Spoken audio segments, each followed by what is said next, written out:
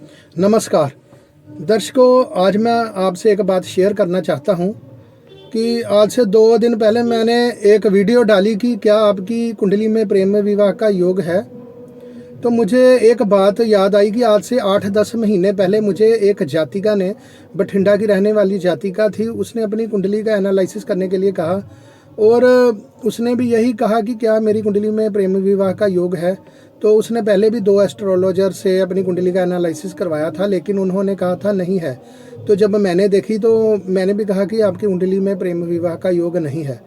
तो मुझे याद है कि उसकी कर्क लगन की कुंडली थी और 5वें घर का मालिक जो मंगल था वो 6ठे घर में राहु के साथ था और बुध जो अकारक होता है इस लगन में 12वें घर में बुध बैठा था और 6ठे घर को देख रहा था अपनी 7वीं दृष्टि से। तो 5वें घर का मालिक जो अफ्लिक्टेड हो गया और 5वें घर पर शनि की दृष्टि थी। तो मैंने फिर कहा कि नहीं, प्रेम विवाह का योग तो नहीं बन रहा, लेकिन उसे कुछ उपाय बताइए। जैसे 5वें घर के मालिक जो मंगल बनते हैं उसका उपाय बताया। जैसे मंगल का उपाय होता है कि हनुमान चालीसा उसे मैंने कहा कि रोज़ आपने 3, 5 या 7 बार पढ़ना ही पढ़ना है और साथ में मंगल की वस्तुओं का दान करने के लिए कहा। मंगल की वस्तुएं होती हैं लाल रंग की, जैसे अनार हो गया, सेब हो गया, गुड़ हो गया, चना हो गया, ऐसी वस्तुओं का दान करने के लिए कहा।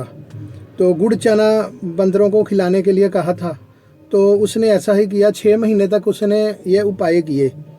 तो एक दिन उसका फ़ोन आया कि मेरा जो विवाह है वो पक्का हो गया है और हुआ भी वही है जहां मैं चाहती थी।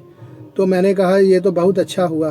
तो फिर मैंने कहा चलो आपसे शेयर करूं कि मैं कहना चाहता हूं कि अगर आपकी कुंडली में ये योग नहीं भी बन रहा, अगर 5th लॉर्ड या 5th हाउस अफ्लिक्टेड है, किसी क्रूर ग्रह से दृष्ट है, तो इसका मतलब ये नहीं कि आपका जो प्रेम विवाह है वो नहीं होगा। आप 5वें घर के मालिक को बल दें, 5वें घर के मालिक के बीज मंत्रों का जाप करें और 5वें घर के मालिक से रिलेटेड जो वस्तुएं हैं उनका दान करें।